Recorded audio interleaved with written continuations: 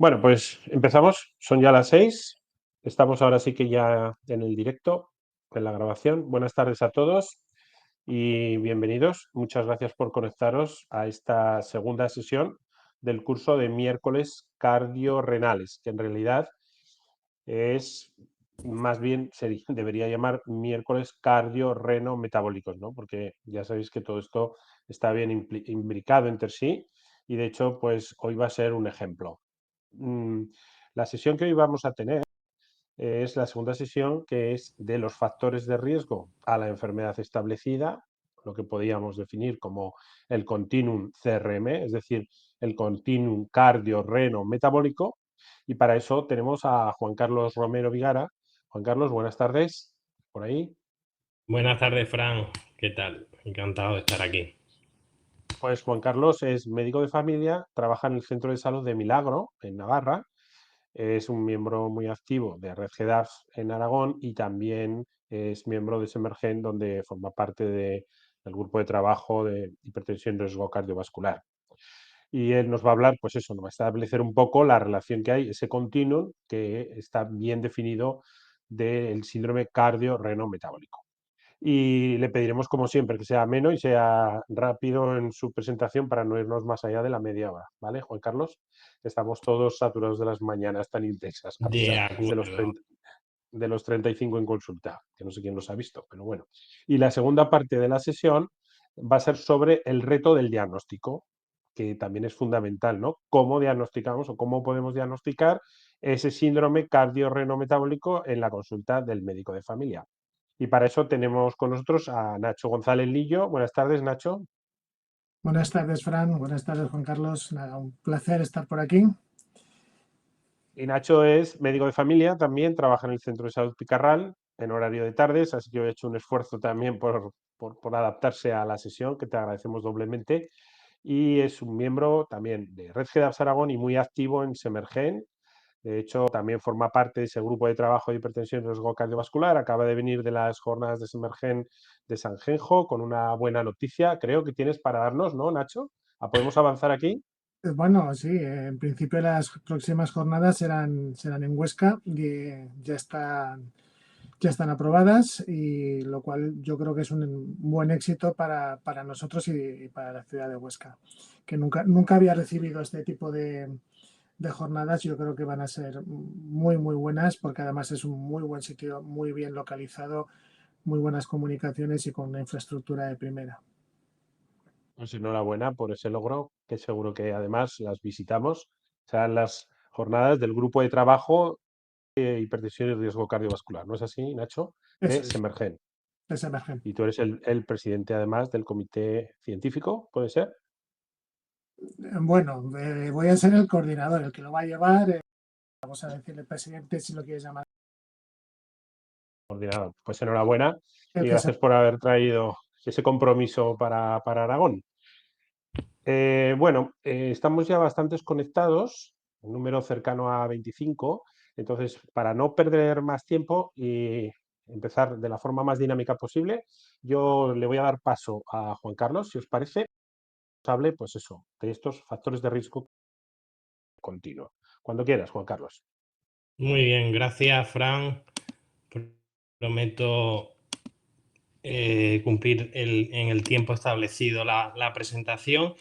Y lo primero decir que, bueno, cuando me comentó Fran el que presentara esta parte, le di muchas vueltas, ¿no? Porque al final es hacer un resumen desde, bueno, toda la vida vascular de un paciente, desde que empieza con factores de riesgo hasta que me presenta un evento, lo cual es complejo de sintetizar, pero creo que vamos a por ello y vamos a explicar un poco cuál es el planteamiento. Quiero empezar por el final.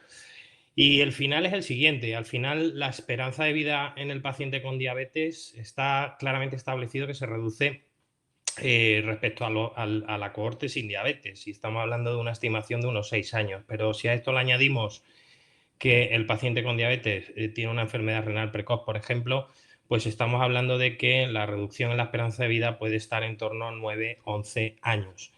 Este es el final, pero realmente quiero empezar por cómo hemos cambiado a lo largo de los años el manejo desde los factores de riesgo en el paciente con diabetes desde tres, digamos, puntos de vista, ¿no? Desde un enfoque glucocéntrico que vamos a ir desarrollando, a un enfoque posteriormente adipocéntrico, en donde la pérdida de peso era clave en la reducción vascular, hasta llegar a un enfoque ya más integral, en el que no solo valía con, digamos, establecer un control intensivo y precoz del control glucémico, sino hacer un enfoque más global del resto de factores de riesgo, lo cual veremos que se asociaba a mayores reducciones en cuanto a mortalidad cardiovascular y progresión de enfermedad cardiovascular en general.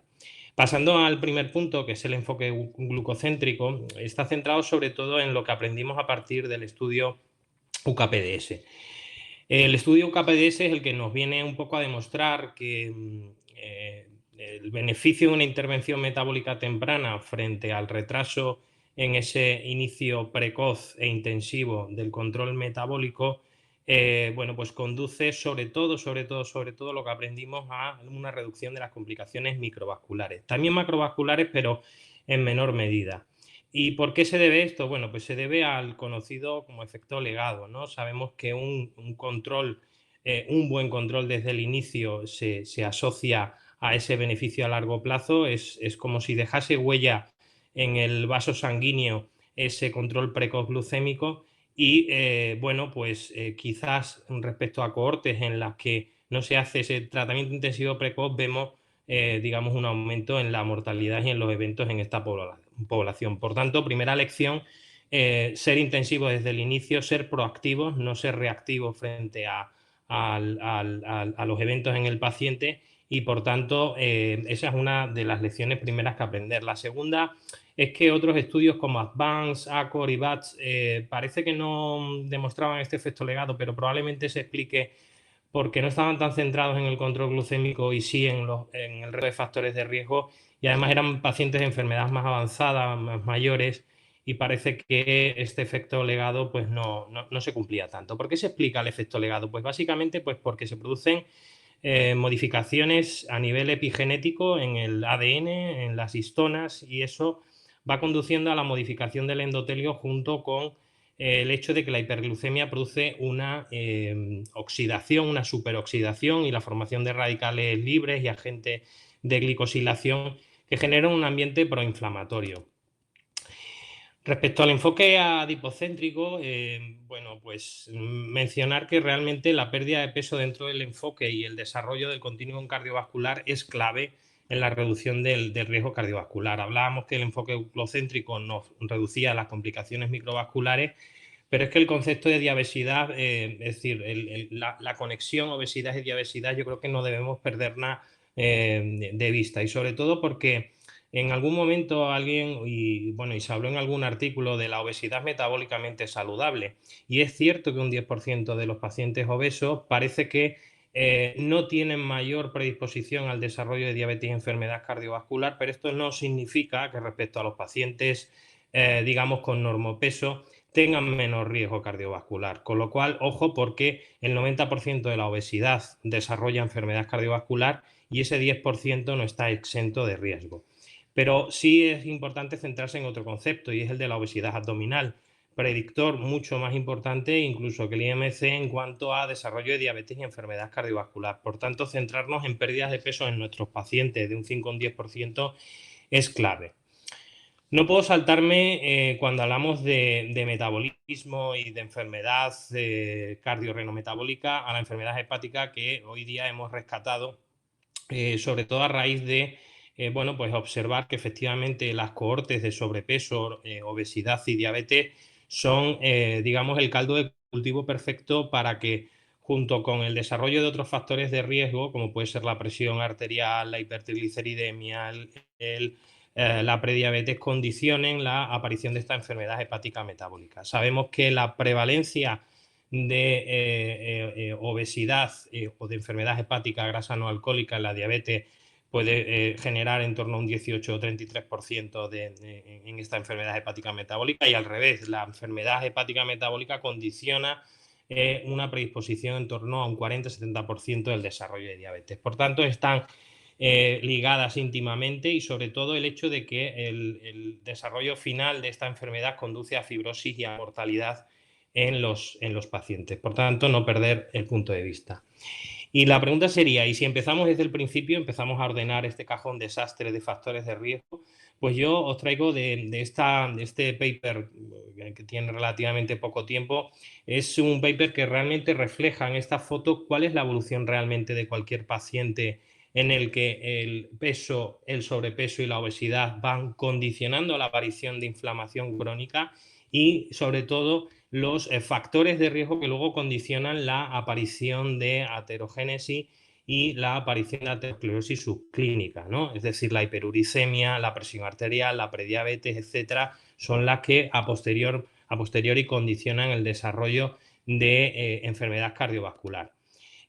Una nueva definición, quizás respecto a los estándares que propone la Sociedad Española de Arteriosclerosis, es que fijaros que en la tabla de la derecha, con el hecho de que un paciente tenga pues ya la presión arterial por encima de 130/80, tenga una prediabetes y unos lípidos, sobre todo colesterol no HDL, que es la gran novedad en esta nueva definición, pues es suficiente como para que nos cuestionemos ya el diagnóstico, y sobre todo para que ampliemos la búsqueda de enfermedad cardiovascular subclínica en estos pacientes mediante la petición de sobrecarga oral de glucosa, en este caso también la albúmina creatinina, también estudios hepáticos para detectar esa enfermedad hepática metabólica, el ácido úrico, y a posteriori, cómo no, y luego podemos debatir incluso el diagnóstico precoz de insuficiencia cardíaca mediante la detección de péptidos y otros marcadores. Por tanto, el síndrome metabólico ya va un paso más allá. Parece que lo rescatamos con el objetivo de dar un enfoque global al paciente de riesgo. Y sí quisiera conceptualizar que tradicionalmente la resistencia a la insulina es la que ha explicado quizás este fenómeno metabólico, pero realmente parece que más allá de ser el causante del resto de factores, esa resistencia a la insulina es digamos, no es un impulsor de la patogénesis, sino un biomarcador de mala salud metabólica, pero que en cierta manera, en los primeros estadios protege a los tejidos frente al estrés metabólico. Por tanto, esa resistencia a la insulina es como un mecanismo defensivo inicial que posteriormente da lugar al desarrollo de enfermedad cardiovascular. Decíamos que el enfoque integral era el tercer enfoque, y aquí quiero centrarme básicamente en, bueno, pues una gráfica que quizás conocéis, y es que la mayoría de los pacientes con diabetes no cumple, digamos, los objetivos respecto al resto de factores, lo cual condiciona que si no tengo controlada la presión arterial, los lípidos y el resto de factores, no voy a reducir el riesgo en estos pacientes. Es más, hay muchos pacientes que acumulan factores de riesgo y que, a pesar de que, por ejemplo, no manifiesten una albuminuria o una retinopatía, tienen el mismo riesgo de mortalidad y de progresión que aquellos que tienen la albuminuria establecida. Por tanto, ese enfoque integral global y marcarnos los objetivos de control en todos los factores es básico. ¿Y por qué un abordaje cardiorrenometabólico? Pues básicamente a raíz de todos los ensayos clínicos que hemos venido digamos, presenciando y estudiando en los últimos años, desde el 2016-2015, con la aparición de los análogos de los ISGLT2, todas las guías de práctica clínica han recogido esta evidencia. Y sobre todo, fijaros que se centra en todo el continuo, ¿no? Es decir, se centra desde la disfunción endotelial, los beneficios a nivel arteriosclerótico, beneficios a nivel de impacto en insuficiencia cardíaca, en enfermedad renal crónica. Por lo tanto, el primer paso que creo que nos tenemos que plantear es, en esta foto, fijaros los años de evolución que tiene nuestro paciente con diabetes. Yo creo que es la primera idea que tenemos que tener en cuenta para fijarnos en qué punto, digamos, podemos estar en cuanto a la presencia de factores de riesgo de enfermedad cardiovascular subclínica, o que el paciente ya tenga una enfermedad cardiovascular establecida. Ese continuum, como veis en la gráfica, es decir, la aparición ya en enfermedad subclínica aparece a partir de los 5 años, y ya a partir de los 10 podemos ver que aumenta claramente ya la presencia de eventos cardiovasculares. Esta foto también me encanta, esta gráfica, porque de alguna manera refleja un poco todo lo que han aportado los ISGLT2 a lo largo del continuo cardiovascular. Pero voy a aprovecharla sobre todo para explicar la fina línea que hay entre lo que es prevención primaria y lo que es prevención secundaria. Fijaros que no está tan claro en la parte de la izquierda los factores de riesgo. Sabemos que es la prevención primaria, es decir, el control en su aparición tanto de diabetes, hipertensión, dislipemia, obesidad. Pero cuando pasamos a la frontera entre la lesión de órgano diana subclínica, la enfermedad cardiovascular, a veces no sabemos en qué terreno estamos, si en una prevención primaria, en una prevención secundaria. Yo pienso que realmente ese espacio, digamos, que comprende la parte de los factores y del evento es la parte más difícil y sobre todo la más complicada de llevar a cabo, sobre todo porque quizás no hacemos ese estudio intensivo para detectarla, ¿no? Pero yo quiero resumirlo sobre todo el cuadro en tres partes. La parte de prevención primaria, es decir, de prevención de factores de riesgo es la clave. Y tener en cuenta que la lesión de órgano subclínica puede regresar si, digamos, intensificamos los tratamientos como tenemos que hacerlo para que esa lesión de la placa de ateroma a nivel carotidio, esa microalbuminuria, regrese a un estadio anterior o incluso a normoalbuminuria. Y sobre todo lo que tenemos que intentar retardar es la aparición de enfermedad cardiovascular establecida. Y dicho esto, todos sabemos que la disfunción endotelial ocurre en fases precoces.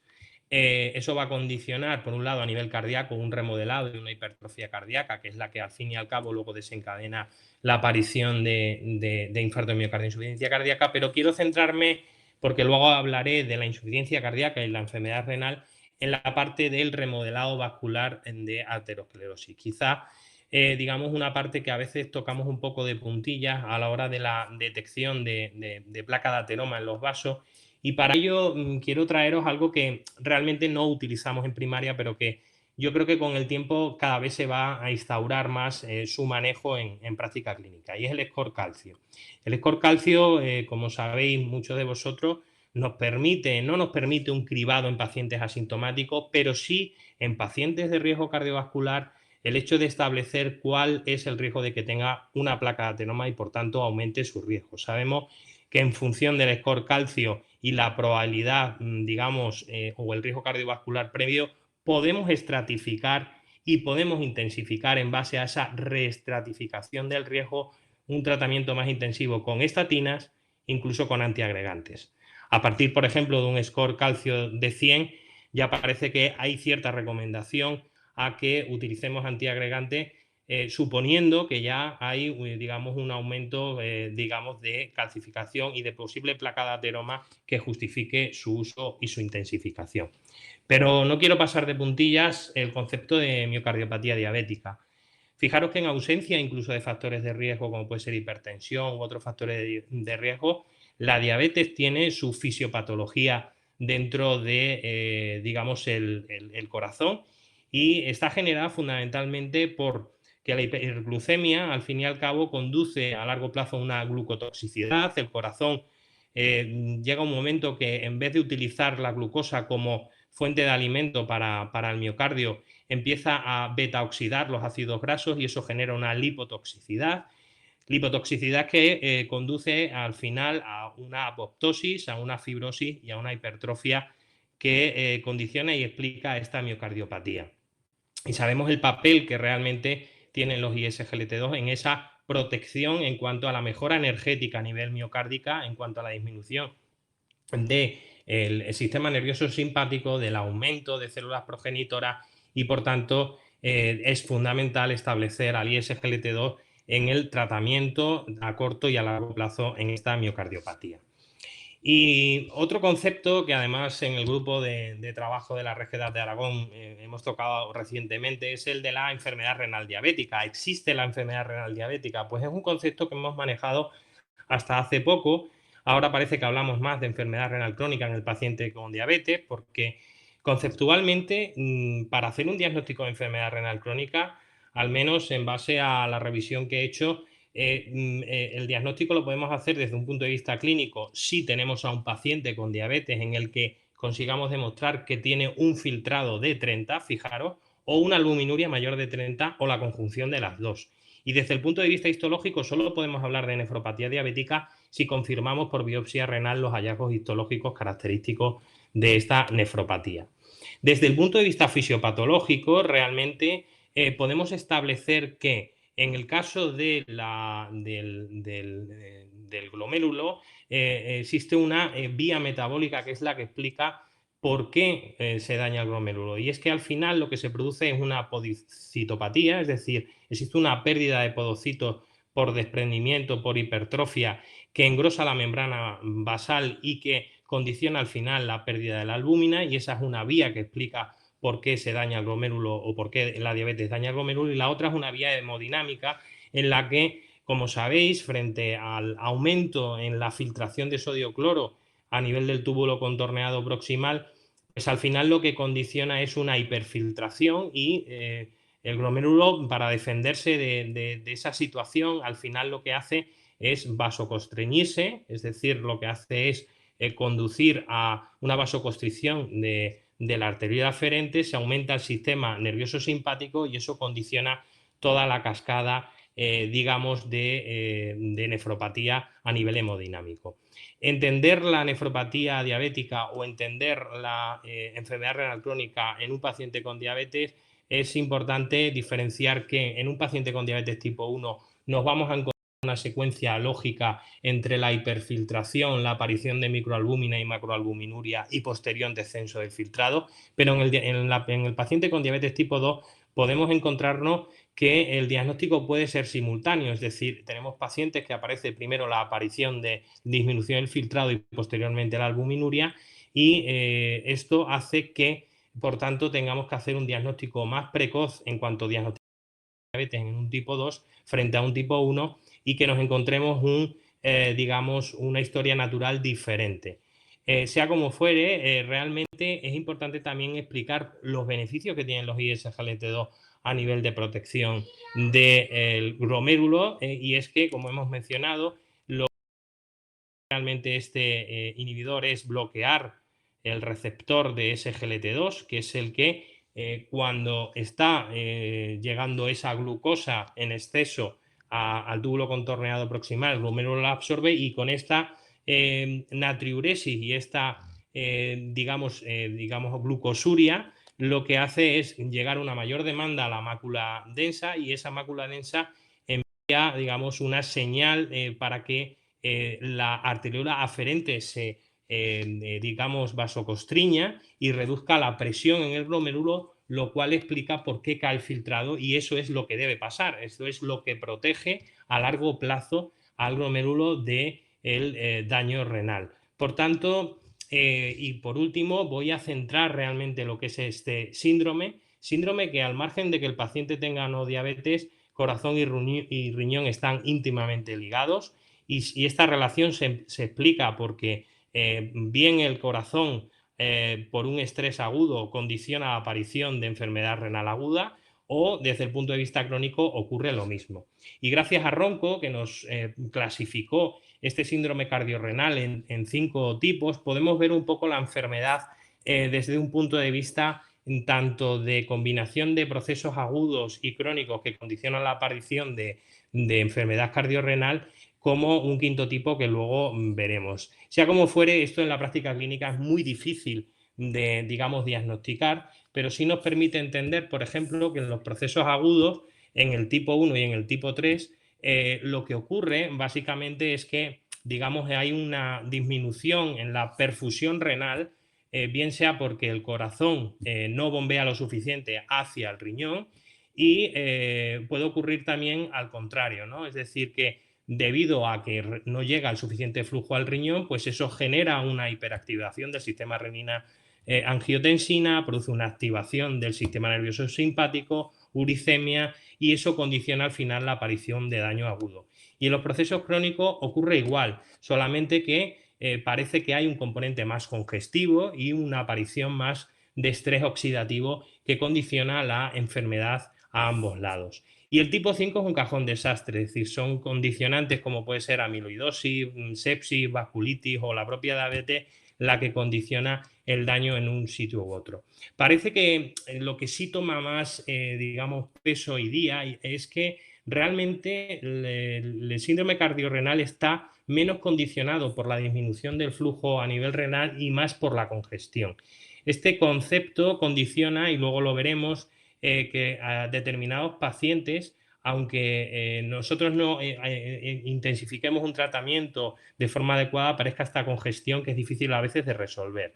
Pero no quería pasar de puntillas el hecho de que la enfermedad renal crónica sabemos que aumenta el riesgo de enfermedad cardiovascular, sobre todo el hecho de que el tener enfermedad renal crónica condiciona mayor probabilidad de muerte que entrar en diálisis, que la correlación que existe entre la disminución de la tasa de filtrado y la aparición de enfermedad cardiovascular está claramente correlacionada con la hospitalización y con la muerte a medida que disminuye el filtrado.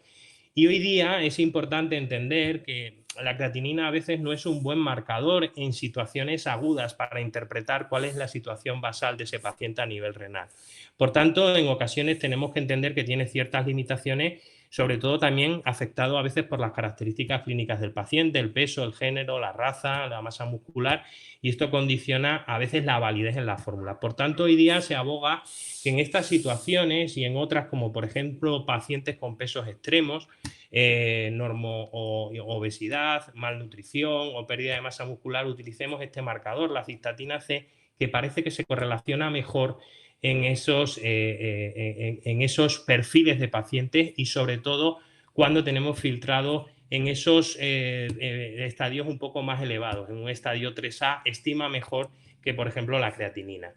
La albúmina también es otro marcador, como sabéis, que se asocia claramente a enfermedad cardiovascular y sobre todo a mortalidad, pero lo que sí quiero transmitiros son dos ideas. Nos permite, por un lado, clasificar el riesgo de nuestros pacientes y es fundamental a la hora de saber que daño glomerular, albuminuria, es equivalente a daño coronario. Por lo tanto, meteros esto en la cabeza porque creo que es como si estuviéramos viendo un microinfarto o una estenosis en una coronaria cuando detectamos una microalbuminuria, entre otras cosas porque se asocia a mortalidad y eso ya está más que estudiado. Y por último, quiero sacar un poco a relucir este concepto que antes he tocado un poco por encima, y es el hecho de que la nefropatía congestiva es una disfunción que ocurre en un paciente en el que, a pesar de que llegue un flujo correcto a nivel renal, a veces condiciona que el aumento de presiones, por ejemplo, el aumento de presión venosa central, haga que el riñón, al ser, digamos, un órgano encapsulado, no sea capaz de, producir esa diuresis necesaria que condicione la resolución, digamos, del cuadro de insuficiencia cardíaca. De ahí que existan hoy día marcadores clínicos como puede ser el aumento de la presión intraabdominal, que se puede detectar a través de ecografía, la que condicione, digamos, que en estos pacientes podamos detectar esa congestión y, por tanto, de forma precoz adelantarnos al deterioro de la función renal. Sabemos que la congestión precede al deterioro de la función renal muchas veces y, por tanto, junto con la albuminuria, podemos hacer un diagnóstico precoz, un uso de diuréticos y de ISGLT2 que nos permita, de alguna manera, poder descongestionar a estos pacientes. Esto ya se ha visto también como marcador congestivo en la insuficiencia cardíaca. Y, por último, hablar de dos marcadores a nivel de insuficiencia cardíaca que nos orientan. Hoy día tenemos, digamos, en estudio muchos, pero quiero centrarme sobre todo en dos, en los péptidos y en el CA125. Un poco para que veamos la diferencia entre uno y otro, lo que quiero deciros es que el péptido natriurético, más allá de que tiene un valor predictivo negativo que nos ayuda a excluir si tenemos una insuficiencia cardíaca o no, en el paciente ya con una insuficiencia cardíaca nos permite monitorizar, y sobre todo esto se establece mucho a nivel hospitalario, si un paciente se descongestiona o no. Si nosotros tenemos un péptido basal en nuestros pacientes previo a un ingreso y ese paciente disminuye en un 30% el valor de su NT-proBNP o su BNP, podemos decir que es un paciente descongestionado y que va a tener una mejoría pronóstica y clínica, ¿no? ¿Cuál es la diferencia entre un NT-proBNP y un CA125? Pues básicamente el NT-proBNP lo que traduce es que hay, digamos, aumento de líquido a nivel intravascular. Y sin embargo, el CA125 lo que traduce es una congestión a nivel tisular y de cavidades derechas. Digamos que el NT-proBNP traduce una congestión más de cavidades izquierdas y el CA125 de cavidades en derecha. Desde el punto de vista útil en atención primaria, la verdad que hoy día no tiene, digamos, una cabida porque nos da datos muy a posteriori de cómo está el paciente clínicamente. Es decir, está muy descorrelacionado la elevación del CA125 con el hecho de que el paciente esté congestivo en ese momento. Es más, digamos, un marcador que se pide a largo plazo para ver si el paciente va a presentar o no mejor pronóstico. Y por último, esta diapositiva, porque hoy día se está viendo ya en investigación, esto está todo en investigación, que realmente el aumento de la presión venosa central detectado mediante ecografía tiene un peso muy importante a la hora de, fijaros en la gráfica de la izquierda, detectar si un paciente puede tener un fallo renal agudo. El fallo renal agudo condiciona la aparición posterior en muchos casos de la enfermedad renal crónica y por tanto es, digamos, importante tener este concepto de fracaso renal agudo a la hora del manejo de nuestros pacientes.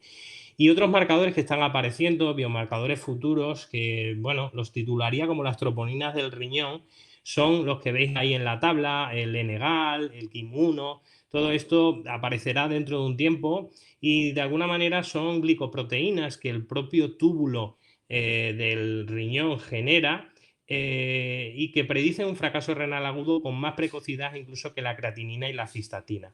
Por tanto, bueno, son marcadores que nos traerán a posteriori, digamos, esa detección de lesión de órganos subclínica, enfermedad cardiovascular y que tenemos que tener presente. Y como conclusiones, simplemente 6 cosas. Prevenir, regresar y retardar es una línea fina entre lo que es prevención primaria y secundaria, ya lo hemos dicho. Yo creo que un mensaje en general en cualquier paciente tenga factor de riesgo, lesión de órganos subclínica o enfermedades cardiovasculares, que cuanto más bajo mejor el peso, la presión arterial, los lípidos y la glucemia. Hay que entender en qué momento cronológico de enfermedad cardiovascular está nuestro paciente, ser proactivos en la detección de la enfermedad cardiovascular subclínica porque condiciona un riesgo importante y tener este enfoque cardiorrenometabólico en atención primaria yo creo que es vital y además justificaría el hecho de que hiciéramos incluso una monográfica en ese sentido y un principio de gestión, es decir, evitemos la inercia a la hora de intensificar tratamiento y sobre todo garantizar la adherencia. Y todo esto tenemos que hacerlo aquí y ahora. Así que gracias por vuestra atención. Muchas gracias, Juan Carlos. Ha estado muy interesante tu sesión y sobre todo muy ajustada al tiempo, lo cual nos va a permitir luego poder hacer algún turno de debate entre los tres. Y veo que hay algunas preguntas en el chat, pero lo vamos a dejar para el final, si os parece. Os recuerdo que podéis hacer vuestras preguntas en el chat. Damos paso ahora a Nacho para hacer la parte del reto del diagnóstico, fundamental también en el síndrome cardiorrenometabólico. Así que adelante, Nacho, cuando quieras. Bien, voy a empezar a compartir la pantalla. Vamos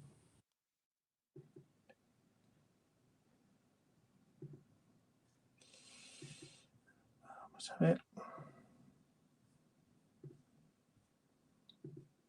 Vale. ¿Se está viendo la pantalla? Sí, pon modo presentación y adelante. Muy bien. Venga, pues comenzamos. Ponlo en modo presentación, que no se ve en modo presentación. Sí, está en modo presentación. No se ve. En modo presentación no, o por lo menos yo no lo veo. Vuelve a probar a ver, anda. A ver. Dale abajo, ahí, baja la flechita. Ahí, eso, dale ahí. Dale Ya ahí. está. Nada. No. Vale, vamos a intentar otra cosa. Sí. Que pon primero el modo presentación, luego cambia a esta ventana. Vale. Y luego cambias al modo presentación. O lo que puedes hacer también es presentar toda la pantalla, no solamente la ventana de PowerPoint. Vamos a ver.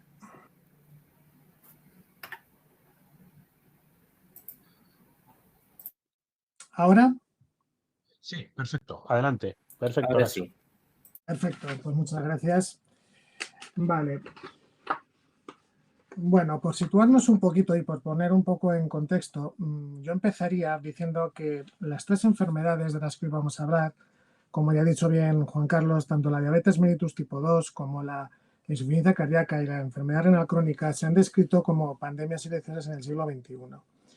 Estas 3 enfermedades, ya es muy conocido de hace mucho tiempo, suelen coexistir y cada una de ellas empeora el pronóstico de las otras 2. El desarrollo de insuficiencia cardíaca en los pacientes con diabetes es responsable de cerca de 2 de cada 3 fallecimientos y la mayor No parte de avanza los... la presentación, disculpa, Nacho. No avanza. ¿Qué? No sé si estás todavía en la primera. Es que no he avanzado todavía. Perdonad. Vale.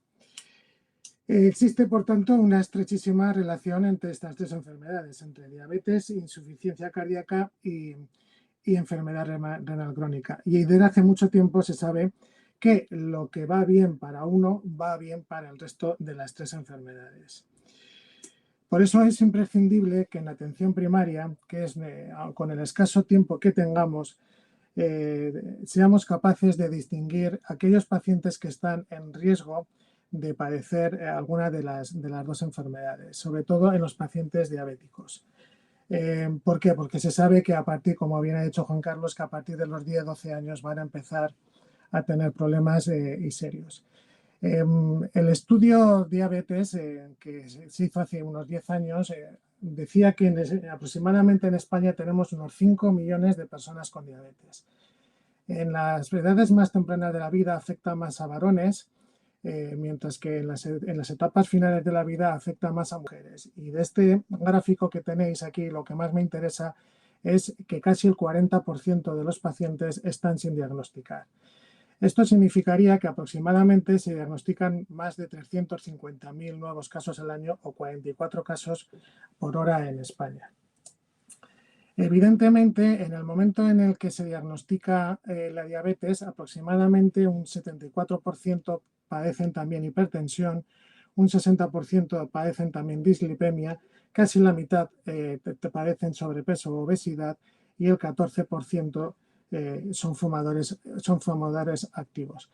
Todo ello factores de riesgo, como ya se ha dicho y como ya es conocido desde hace muchos años, desde el estudio Framingham, que intensifica la probabilidad de padecer insuficiencia cardíaca o algún evento cardiovascular.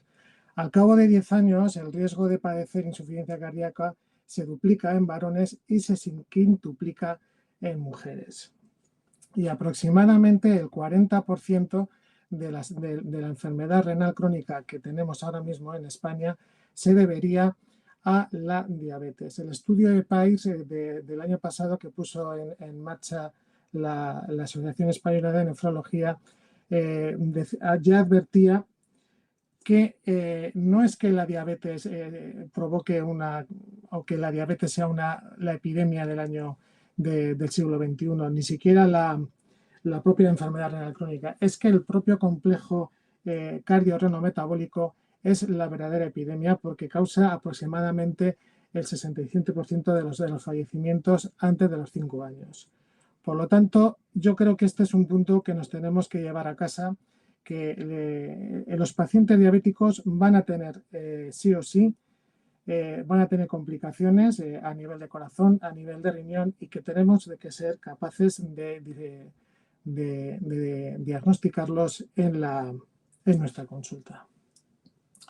¿A qué se debe esto? Bueno, evidentemente los pacientes con diabetes, ya lo sabemos todos, desde hace muchísimo tiempo producen daño a nivel renal a través de la albuminuria y se sabe desde hace también bastante tiempo que esta albuminuria es un factor de riesgo para padecer insuficiencia cardíaca. De hecho, la albuminuria, que es un marcador que tenemos disponible en todas las consultas, no solamente es un marcador de daño renal precoz, sino que lo es y cada vez con más evidencia de insuficiencia cardíaca. De hecho, valores mayores de albuminuria, incluso en ausencia de disminución de filtrado glomerular, puede ser un marcador decisivo para diagnosticar de manera precoz insuficiencia cardíaca. Además, se sabe que el corazón es un órgano metabólicamente exigente, que es susceptible a volumen, a metabolismo, que está relacionado con el riñón. El riñón juega un papel fundamental en la homeostasis de la glucosa. A su vez, el páncreas, el hígado y el tejido adiposo son fundamentales para la función del resto de órganos. Es decir, que al final el cruce de caminos de estas tres enfermedades es muy evidente. La albuminuria provoca un estado inflamatorio crónico a través de tres lesiones fundamentales que son la lesión endotelial, la lesión tubular y determinadas comorbilidades que suelen estar presentes en el momento de diagnóstico de la diabetes, como es el caso de la hipertensión o de la obesidad. Esto hace que inevitablemente la enfermedad renal crónica sea progresiva a través sobre todo de los mecanismos de lesión endotelial. Hay una activación del eje renina-angiotensina-aldosterona que se sabe desde el estudio Framingham y desde los primeros estudios de los años 80, que a su vez provoca el que verdaderamente es el hándicap importante de todo esto y es el aumento de volumen. Esto, al final, lo que significa o lo que viene a decir es que en los pacientes con diabetes siempre se le ha visto al riñón como el gran perjudicado, pero al final es también el verdugo, porque a través de los mecanismos fisiopatológicos que ya se conocen, que además ha descrito perfectamente Juan Carlos, produce congestión y por lo tanto también es el culpable al final de la propia insuficiencia cardíaca. El reto del diagnóstico en la consulta del médico de familia, pues evidentemente es complejo. Para intentar poner un poquito de blanco sobre negro, pues me he traído a un paciente mío de mi consulta que se llama Eugenio, que os lo presento aquí, que tiene 58 años, aunque la verdad es que está hecho un chaval, y que vamos a aprovechar para repasar cómo se puede diagnosticar este síndrome cardio-renal-metabólica estudiando un poquito su caso clínico. Eugenio tiene 58 años y es un paciente que acude a la revisión anual por su enfermedad. Como vemos, en OMI pues no nos ayuda mucho porque vemos un montón de episodios agrupados que le da un poco la misma importancia a todo, ¿no? Aunque ya vemos por aquí en los antecedentes médicos que ha tenido algún episodio, alguna cosa, pero evidentemente lo primero que tenemos que ver es a diferenciar o a saber enfocarnos en los problemas que realmente son importantes para su futuro inmediato. Está diagnosticado en el año 16, hace ya 6 años o 7, de diabetes mellitus tipo 2, de hipertensión y dislipemia. Por lo tanto, es un paciente que tiene 3 factores de riesgo cardiovascular.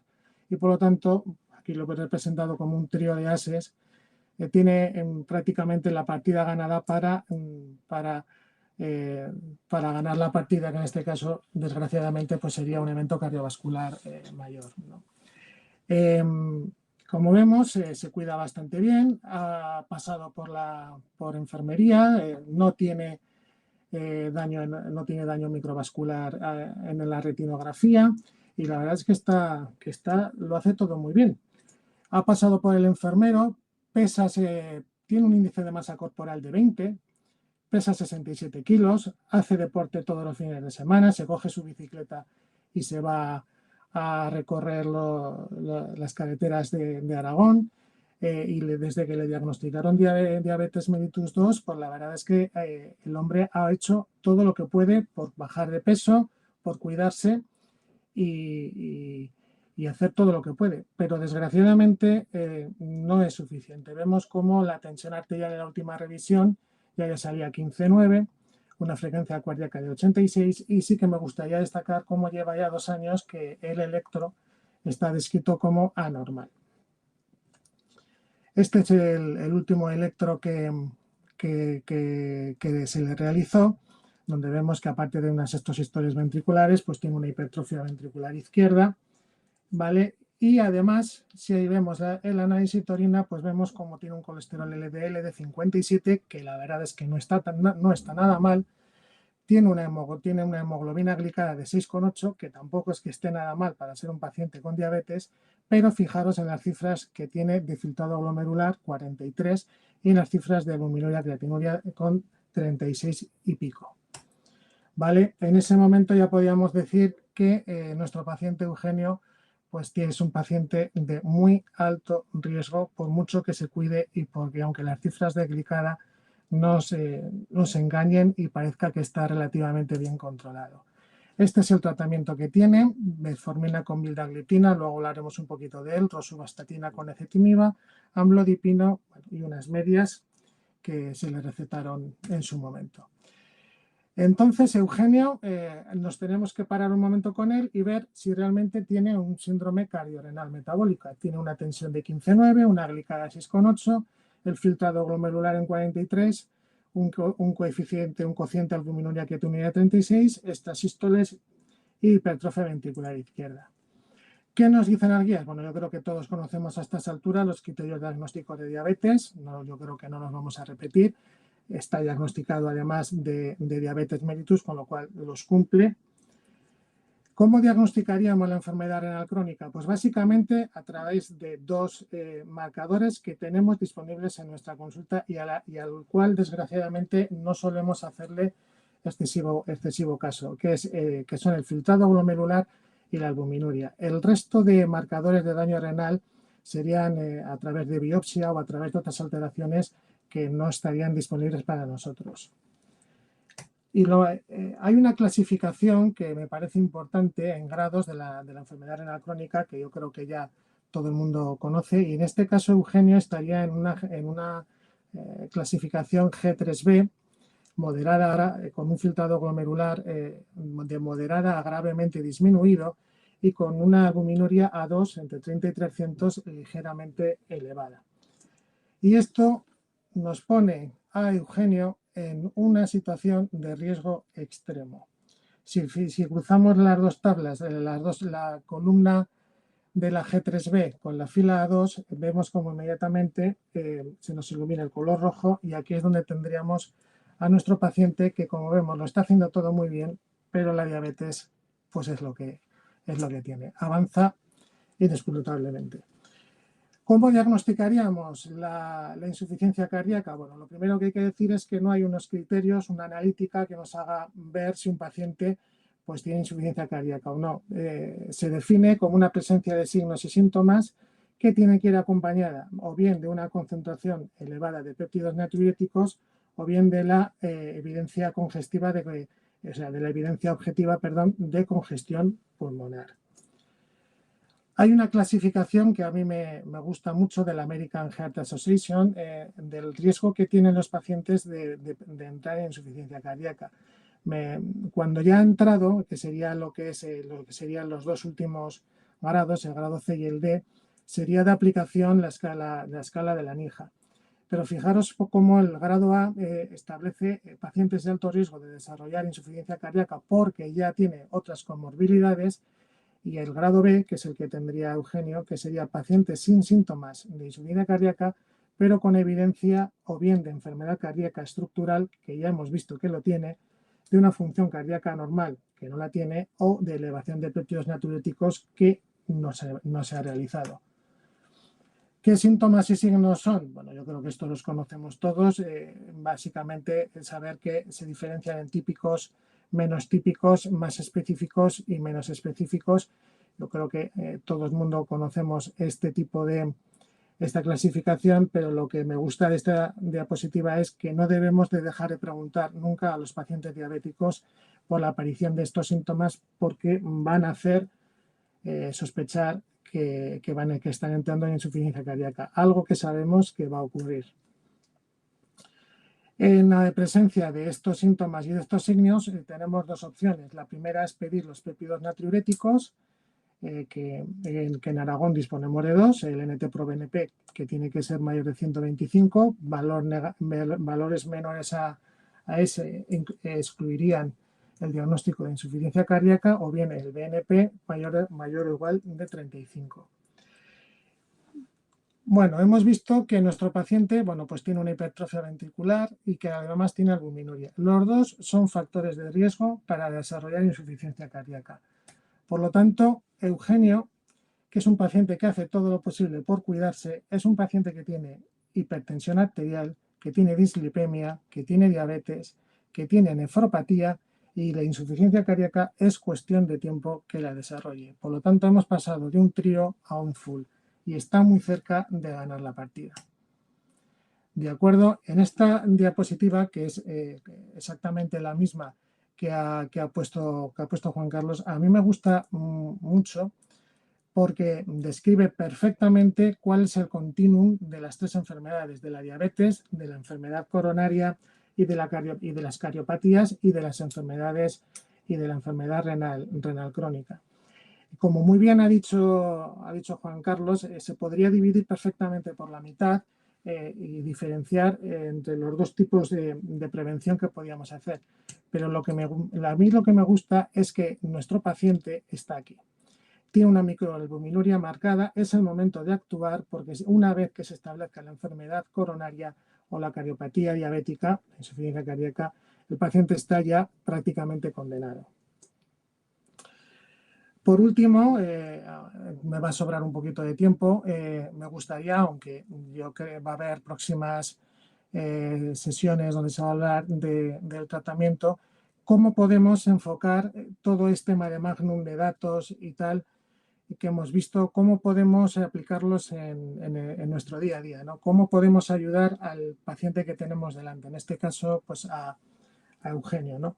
Lo primero es tener muy claro que Eugenio tiene un riesgo cardiovascular muy alto o extremo y que hay que detectar y abordar todas las lesiones de órgano diana que muchas veces son subclínicas. En este caso solamente tiene la enfermedad renal crónica, pero muy probablemente enseguida empezarán a aparecer complicaciones microangiopáticas de su propia diabetes. Y tiene una probabilidad muy alta bien de padecer insuficiencia cardíaca o un evento cardiovascular mayor. ¿Qué objetivos de control nos plantearíamos en él? Pues una glicada de 6,5, con eso lo que nos aconseja la mayor parte de las guías, una tensión arterial lo más cerca posible de 12,8, a ser posible sería lo más aconsejable, se aceptaría 13,8 como la mejor y si tuviera unos poquitos años más podríamos incluso ser un poquito más permisivo. En el caso del peso ya no podemos hacer más porque ha hecho todo lo posible por perderlo y de hecho tiene un índice de masa corporal de 20, lo cual no puede perder mucho más peso. Y del control lipídico, al estar en riesgo extremo, tenemos que hacer todo lo posible porque su colesterol LDL, aparte de otro tipo de riesgo cardiovascular marginal, esté lo más cercano posible a 40 y a ser posible inferior. ¿Qué nos dice la red GEDAPS de la estrategia de este tratamiento? Bueno, pues estaríamos en el cuadro de abajo, dieta, ejercicio, educación terapéutica, con un filtrado glomerular entre 45 y 60, podemos dar perfectamente todos los tipos de todos los medicamentos antidiabéticos habidos y por haber sin ningún tipo de preocupación. Pero hay que diferenciar que aquí hay dos tipos de medicamentos, de fármacos, ¿no? y de terapias. Unas que son las que yo llamo Twingo, que sí que te llevan, y otras que son Ferraris. ¿Vale? Hay otro tipo de fármacos que además de bajar la glicada, aportan un valor añadido a nivel cardiovascular. En este sentido, la KDIGO aconseja un tratamiento escalonado basado en un primer escalón, dieta, ejercicio, dejar de fumar, control de peso, fármacos de primera línea, donde sigue incluyendo la metformina, aunque ya otras guías directamente ya la aconsejarían y estaría en otro nivel más superior, y SGLT2, IECARA2 y estatinas. Fármacos adicionales nefro y cardioprotectores, los ARGLP1, los antiagregantes y los inhibidores de la aldosterona. Y por último, controlar el resto de factores cardiovasculares, como la tensión, la glucemia, que es aquí donde entraría la metformina y control del colesterol. Con respecto a la primera base, a la primera fila, realmente Eugenio lo está haciendo todo perfectamente y poco podemos rascar más de aquí. No fuma, hace deporte, se cuida, está bajando de peso. ¿Qué otro tipo de medicamentos podríamos emplear? Bueno, en primer lugar, los YKS-BANA2, desde los años 80, se sabe ya desde el estudio Framingham y desde UKPDS que deberían de ser introducidos en todos los pacientes con hipertensión y diabetes, y sobre todo si tiene albuminuria. Los ISGLT2 deberían ser introducidos en todos los pacientes con diabetes y si tienen enfermedad renal crónica o insuficiencia cardíaca hasta un filtrado de 20. Los 3 medicamentos, los 3 fármacos de este grupo tienen aprobada la indicación para la nefro y la cardioprotección. Sin embargo, DAPA es el único a día de hoy, y recalco lo del día de hoy, que tiene la enfermedad renal crónica en ficha técnica. Y las estatinas nos tendríamos que fijar un objetivo de colesterol LDL por debajo de 40. Con respecto a los ARGLP1, han demostrado frenar la evolución de la enfermedad renal crónica y la probabilidad de eventos cardiovasculares, pero en este caso no estaría financiado al no tener un índice de masa corporal mayor de 30, por lo tanto no lo podríamos poner. En el caso del ácido acetilsalicílico, la evidencia no sigue hablando claramente a favor de ponerlos en prevención primaria. Sí que habla de ponerlos en prevención secundaria sin ningún tipo de duda y solamente se reservaría en pacientes de alto o altísimo riesgo, teniendo en cuenta que además tienen un muy alto riesgo de sangrado. Y por último, los inhibidores de la aldosterona estarían indicados en insuficiencia cardíaca y en enfermedad renal crónica, teniendo en cuenta que son neutros metabólicamente, es decir, que no van a afectar el valor de la glicada. Con todo esto, y ya voy terminando, ¿qué podríamos hacer por nuestro paciente? Bueno, pues lo primero de todo, añadirle un YECA o un ARA2, añadirle un ISGLT2, yo en este caso me iría por la DAPA glifolocina por sus efectos renales, aunque podría valer cualquiera. Tenemos margen todavía de subirle la rosuvastatina para intentar acercarnos a ese valor de 40 de LDL y valoraría el ponerle una ARM y probablemente no le pondría, aunque las guías lo dejan un poco a nuestro criterio, ácido acetilsalicílico. Como conclusiones, y ya termino, la diabetes mellitus tipo 2 y la enfermedad renal crónica son enfermedades crónicas muy prevalentes en España y en el resto del mundo y infradiagnosticadas. La causa más frecuente de mortalidad en los pacientes con diabetes y en los pacientes con enfermedad renal crónica es la cardiovascular. En todos los pacientes con diabetes hay que monitorizar siempre función glomerular, albuminuria y los síntomas de insuficiencia cardíaca. Hay que pensar siempre en el continuo CRM, en el continuo cardiorrenometabólico en todos los pacientes con diabetes mellitus 2. En la actualidad tenemos fármacos que son capaces ya no solo de retrasar, sino incluso de recuperar la función renal y la cardíaca. Y el tratamiento de los pacientes con diabetes de mellitus tipo 2 siempre debe de ir orientado a la persona y no tratar solamente la glicada.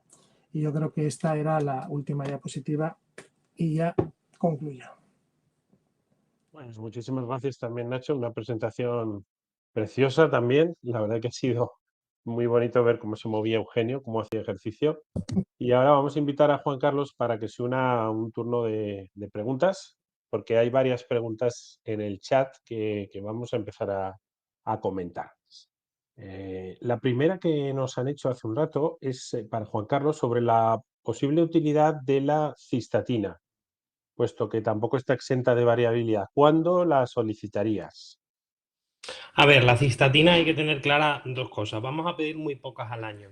Y cuando tengamos que pedirla, primero, la limitación del coste, tranquilos porque vale una determinación en torno a 3-5 euros. ¿Y en qué situaciones habría que pedirlo? Imaginaros una persona de raza afroamericana o alguien muy musculado que tiene, en este caso, una creatinina elevada precisamente por esa masa muscular y que me puede dar un filtrado, digamos, un poco con la prueba de las ecuaciones que tenemos, que podría sobreestimar o infraestimar el filtrado del paciente. En situaciones en las que tenemos una creatinina elevada en personas con pesos extremos, bien sea normopeso, obesidad, personas musculadas, personas con malnutrición, en la cual tenemos unos filtrados límites entre 55, 50, 60 y no tenemos claro si tiene enfermedad renal crónica, ahí hay que pedir la cistatina. Porque a veces las ecuaciones, la CK de EPI y las otras MRD, a veces patinan mucho en esos filtrados altos y si la creatinina está elevada porque puede influenciar el peso, puede influenciar la masa muscular, la raza, ahí es donde tenemos que tener en cuenta. Y sobre todo si el paciente no tiene albuminuria. Es decir, que tenga ahí un filtrado en el límite, que no tenga albuminuria y que no tengo claro que realmente tenga enfermedad renal crónica. Ahí es donde tengo que pedir una cistatina. Por tanto, es una prueba confirmatoria más que diagnóstica de práctica clínica habitual. No sé si ha quedado claro.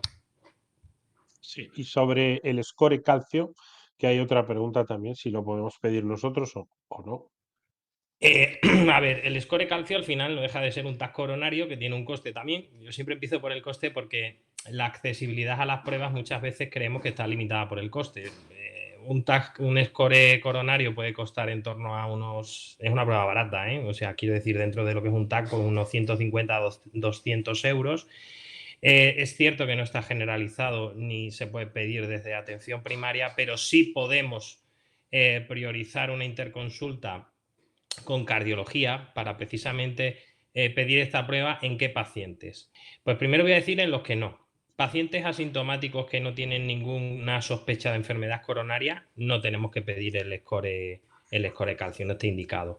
Ahora bien, pacientes con factores de riesgo cardiovascular que tienen importantes factores de riesgo cardiovascular y que están asintomáticos, no han tenido dolor, podría estar justificado la solicitud siempre y cuando entendamos que el paciente ha tenido antecedente de enfermedad cardiovascular precoz. Ahí sí estaría indicado el score, sobre todo porque nos va a orientar a intensificar el tratamiento de las estatinas e incluso antiagregar a pacientes que pensábamos que no tenían lesión de órganos subclínica y resulta que la tienen y por tanto tienen mucha probabilidad de tener un evento coronario. ¿En quién más tendríamos que pensar? Pues imaginaros a alguien que tiene dolor torácico atípico, ¿vale? Y una probabilidad pretest, es decir, un score calcio bajo, pues de alguna manera aquí nos ayuda como valor predictivo negativo. Es decir, ¿a quién no le hago una coronariografía? Al que tiene un dolor torácico atípico y un score calcio y le evito la coronariografía. Ahí también tiene su utilidad. Y decir que respecto a la coronariografía, evidentemente tiene menos especificidad, pero nos permite, digamos, discernir a aquellos que tienen dolores torácicos atípicos de intensificar el tratamiento sin necesidad de esta prueba. Por lo tanto, respondiendo a la compañera, ¿podemos pedirlo en atención primaria? No, pero de manera indirecta sí deberíamos priorizar una interconsulta a cardiología para solicitarla si lo consideramos en estas situaciones.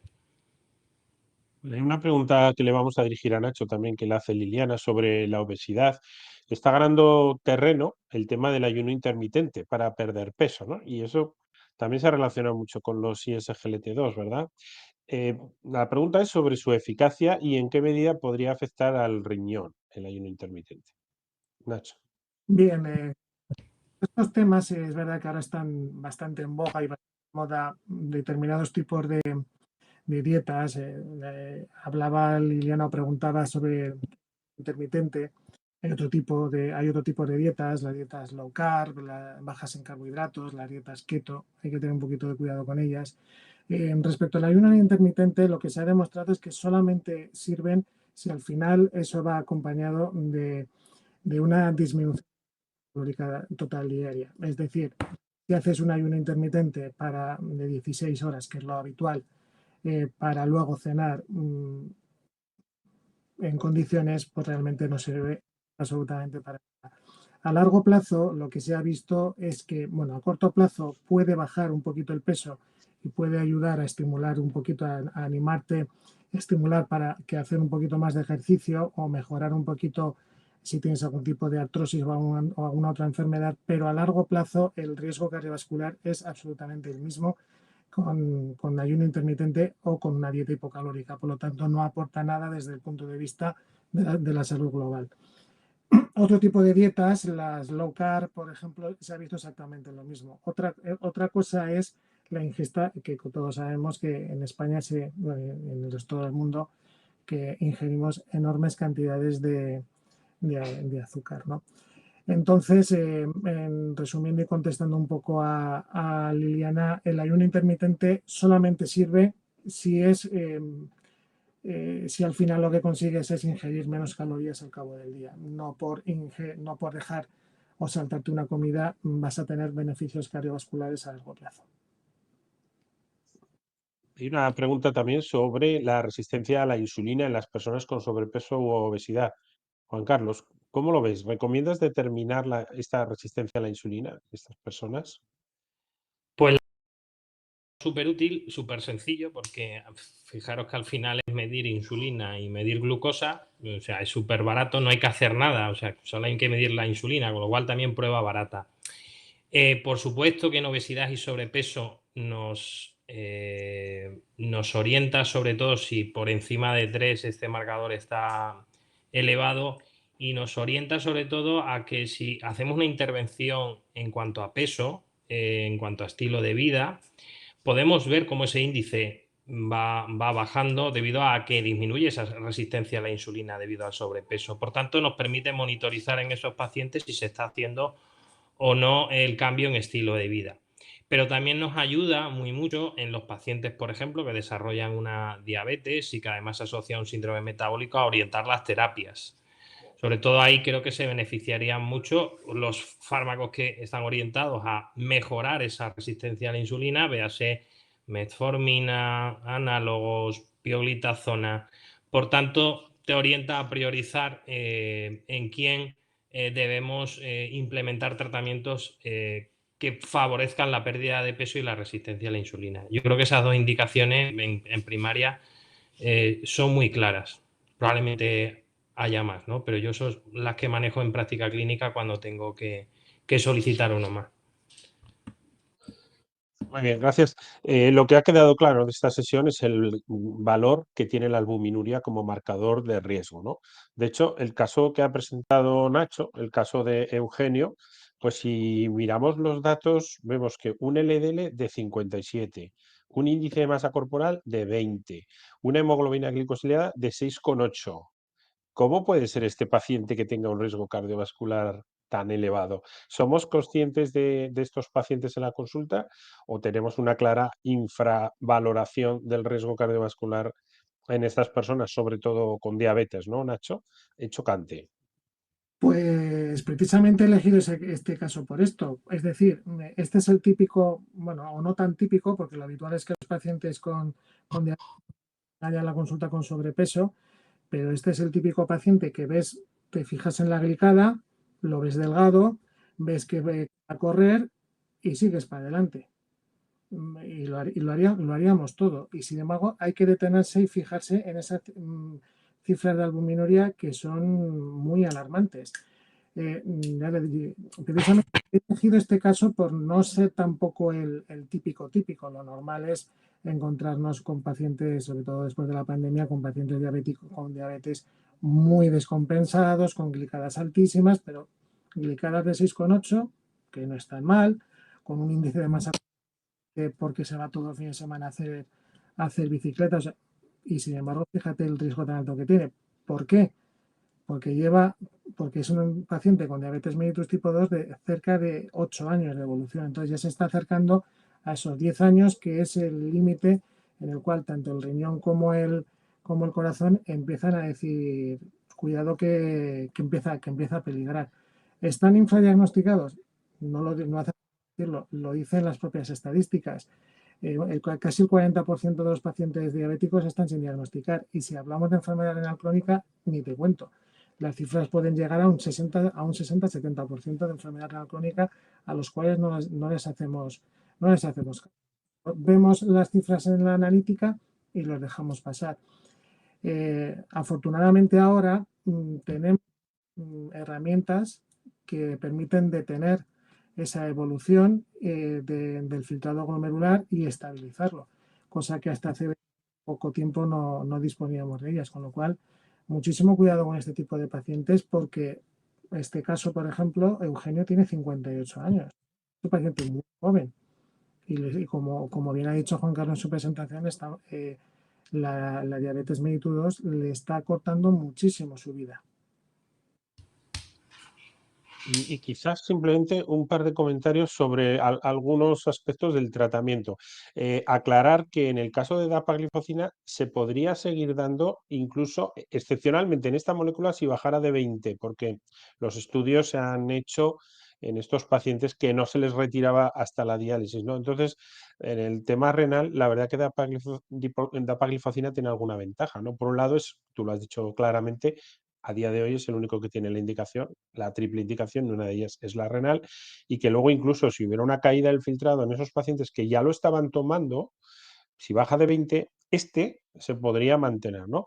Y sobre el tema de la estatina, claro, un paciente que tenía un filtrado glomerular bajo de 43, no sé si la rosuvastatina habrá que tener alguna precaución con ella más adelante, ¿no? Porque en filtrados entre 30 y 60, al menos una dosis alta no podríamos dar, ¿verdad, Nacho? Igual se podría incluso plantear como opción la atorvastatina. No sé, ¿qué opinas del tratamiento hipolipemiante en estos enfermos renales? El tratamiento hipolipemiante, como bien estás diciendo, depende sobre todo del filtrado glomerular. Afortunadamente llegamos a tiempo, por ejemplo, en este caso, de poderle subir la dosis, pero tendríamos que monitorizarla.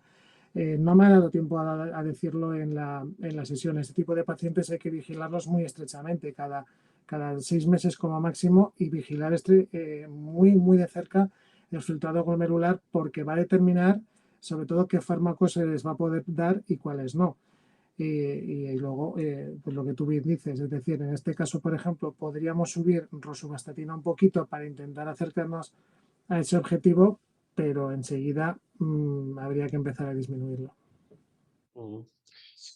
Y ahora al hilo de lo que los dos habéis comentado, ¿no? Sobre la importancia de la albuminuria, que yo creo que esa podría ser casi el resumen de esta sesión para concienciarnos, ¿no? La importancia de la albuminuria en el diagnóstico y en el continuo cardiorrenal, que es un marcador que lo habéis asemejado a una lesión de endotelio, Juan Carlos, y desde luego un marcador renal. En esos pacientes que encontramos en la consulta que tienen albuminuria, pero que tienen el filtrado glomerular normal, que no hay muchos, pero algunos te encuentras. Ahora que empezamos a hacer albuminurias, yo creo que hacemos más, de vez en cuando te viene un paciente que tiene albuminuria y el filtrado lo tiene bien. Juan Carlos, ¿qué hacemos con esto? ¿Podemos hacer algo? ¿Debemos hacer algo o no?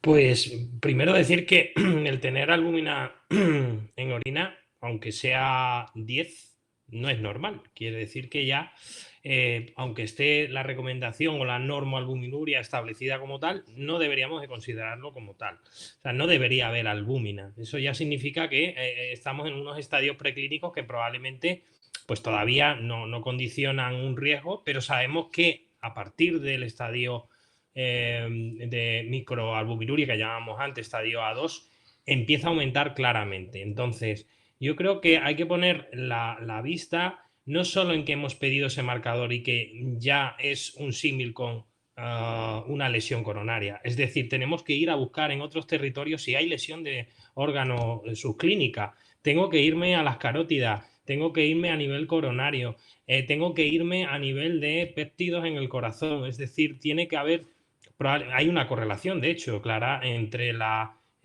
albuminuria y los péptidos cuando un paciente tiene una insuficiencia cardíaca. Por lo tanto, debe ser, si es el primer marcador que encontramos de disfunción endotelial, el que nos oriente a la búsqueda de otros territorios de daño vascular y, por tanto, el que nos indique que hay que hacer un tratamiento intensivo y precoz de la tensión, de los lípidos y de fármacos nefroprotectores como son los ISGLT2. Eso es lo que debe marcarnos claramente la pauta. No sé, Nacho, si quieres comentar algo más sobre la albuminuria. No, simplemente eso, una detección precoz, desde luego es obligatoria en todos los pacientes con diabetes. Eso yo creo que lo tenemos claro, pero sobre todo tenerlo muy claro porque no solamente es un marcador de daño renal, es que es un marcador de daño cardíaco. Y las cosas que tenemos que empezar a darnos cuenta, que sabemos desde hace mucho tiempo, pero es que cada vez tenemos más evidencias. De hecho, ya se está empezando a utilizar en el pronóstico de insuficiencia cardíaca aguda. Cuando baja el álbum, cuando disminuye cuando disminuye la albuminuria es porque está mejorando la congestión. Por lo tanto, es un marcador. Al fin y al cabo, el endotelio de la nefrona, como ha explicado perfectamente Juan Carlos, no debe ser una representación de lo que está ocurriendo en otros territorios. Y entonces, al final es exactamente mismo estás perdiendo proteínas por ahí porque hay un daño en el endotelio que a su vez seguramente estará en otros territorios.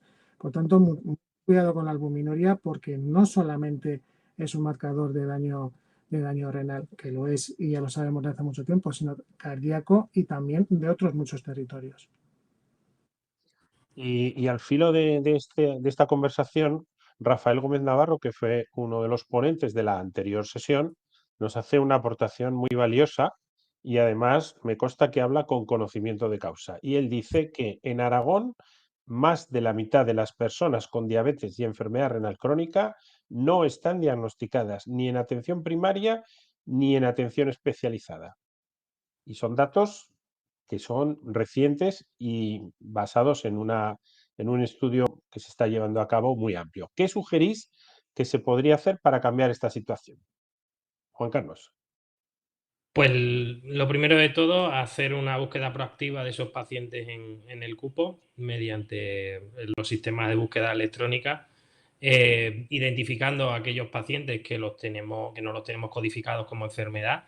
Y yo empezaría por los pacientes con diabetes, ¿no? Evidentemente, porque muchos pacientes pueden tener también una microalbuminuria o pueden tener un filtrado afectado, pero tenemos que empezar por los grupos de mayor riesgo. Entonces, coger nuestro listado de pacientes con diabetes, que lo tenemos a través del cuadro de Mandor, y analizar simplemente los filtrados que tiene ese paciente, pues sería una forma de hacerlo.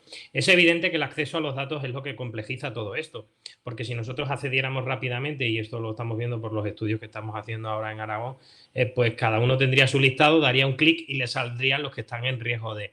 Entonces ahora digamos que tenemos que hacer una búsqueda un poco más en nuestro cupo y priorizar a quién citamos en consulta. Yo creo que eso va a mejorar el diagnóstico, la identificación, y la otra cuestión es seguir pidiendo anual, semestralmente, a quien está en riesgo de presentarlo, y si no lo hacemos, pues estamos también cometiendo esa inercia, ¿no? En cuanto al diagnóstico. Esas dos cosas, fundamentalmente. Búsqueda proactiva y hacer el seguimiento correcto que requieren estos pacientes. Muy bien. Me ha llamado el término de obesidad metabólicamente saludable. ¿Cómo podemos identificar a estos pacientes que están fofisanos? Fofisanos son pacientes que realmente, efectivamente, como dice el término, no tienen ni la presión arterial elevada, no tienen una prediabetes, tienen los lípidos, bueno, incluso a veces te encuentras HDLs altos en estos pacientes. Entonces, claro, es un perfil diferente al síndrome metabólico habitual, sin embargo, son pacientes con obesidad, es decir, y aquí realmente el IMC es el factor de confusión en ocasiones, porque realmente lo que sabemos que condiciona mayor riesgo cardiovascular es la obesidad y la grasa visceral. Y esto nos lo marca fundamentalmente el perímetro abdominal.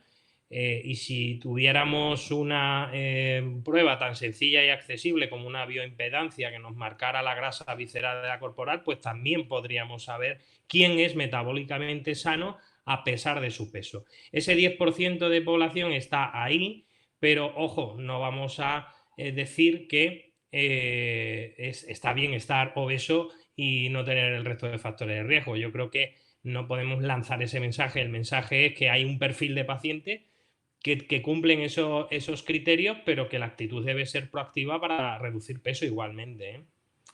Pero sí, existe ese perfil. De hecho, hace unos años recuerdo que mi tutor me hablaba ya de esto, ¿no? Y me decía, porque tenía un poquito de obesidad central y tal. Y dice, yo soy un fofisano, ¿no? Y entonces yo, claro, decía, es verdad, no tienes esto y lo otro. Bueno, son cortes que se ha visto que no tienen más eventos. Pero a nada que se añade hipertrigliceridemia, presión arterial, pues nos encontramos con el problema. Pero seguro que esteatosis hepática tenía.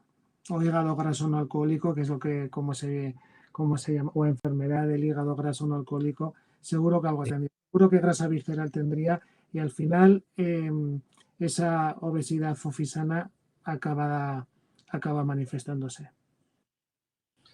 ¿Y el ácido úrico, Nacho? ¿Qué ¿Perdón? importancia tiene en el síndrome? El ácido úrico, ¿qué importancia tiene la hiperuricemia en el síndrome cardiorrenometabólico? ¿La tiene? ¿No la tiene? ¿Qué opinas? La tiene, lo que pasa es que indudablemente comparada con el resto de factores es bastante menor.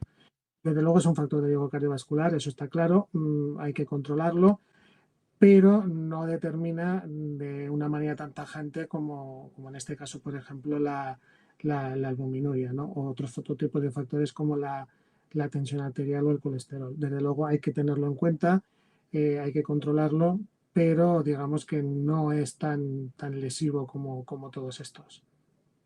Yo añadir una cosilla, si me permite, sí.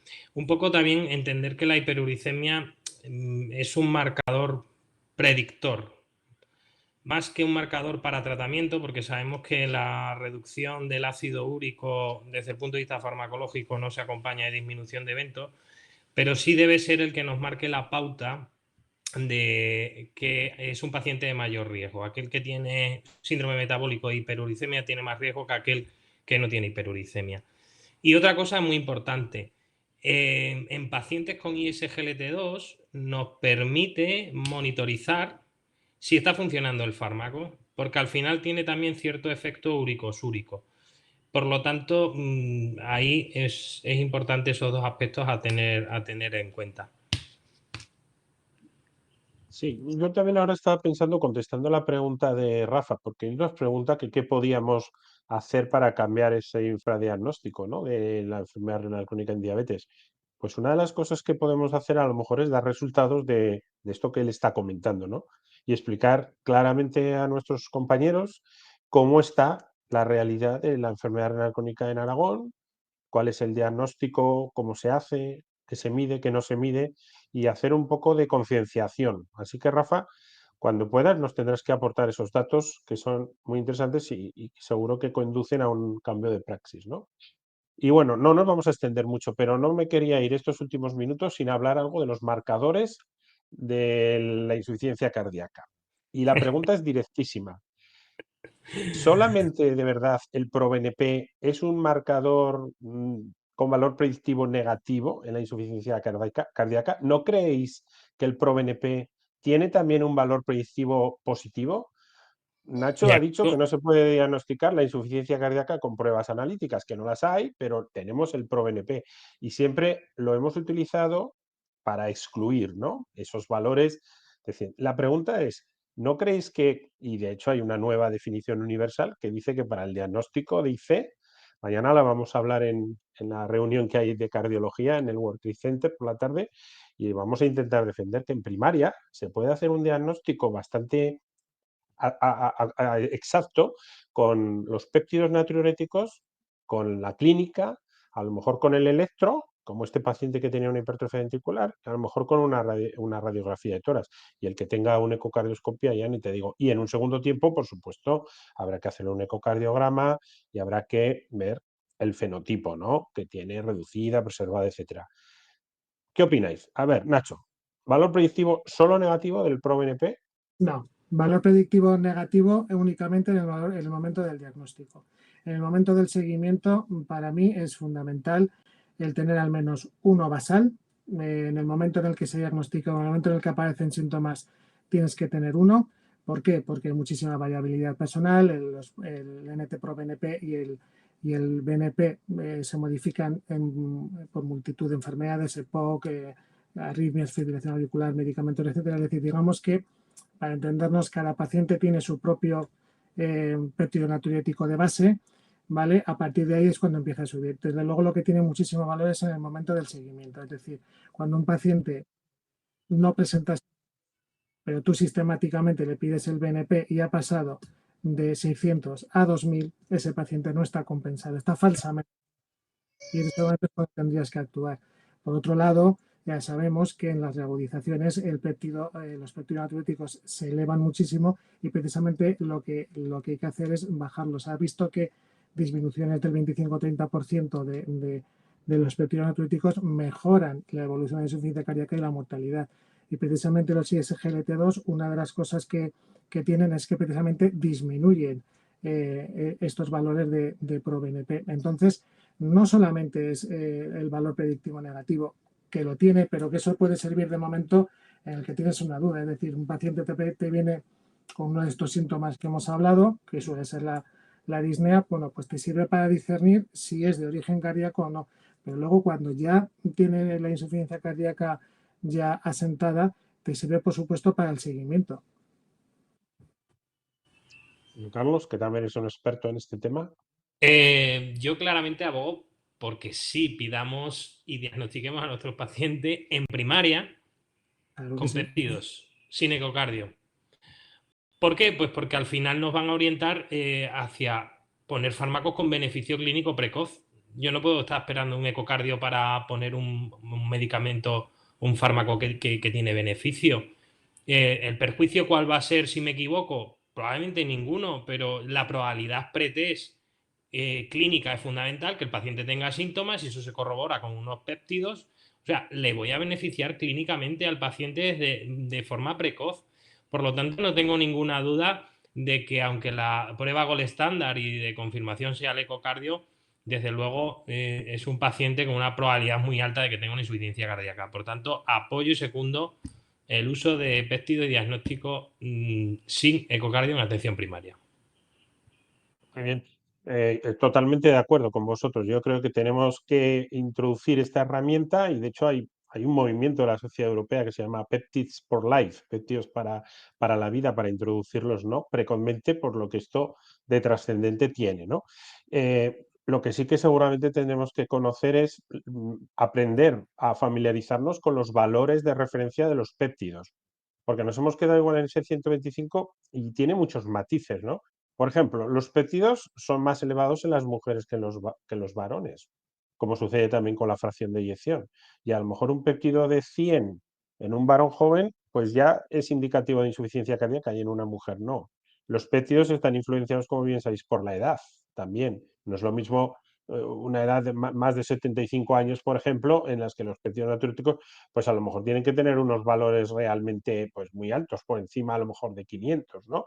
Y luego también habéis comentado esas variaciones, ¿no?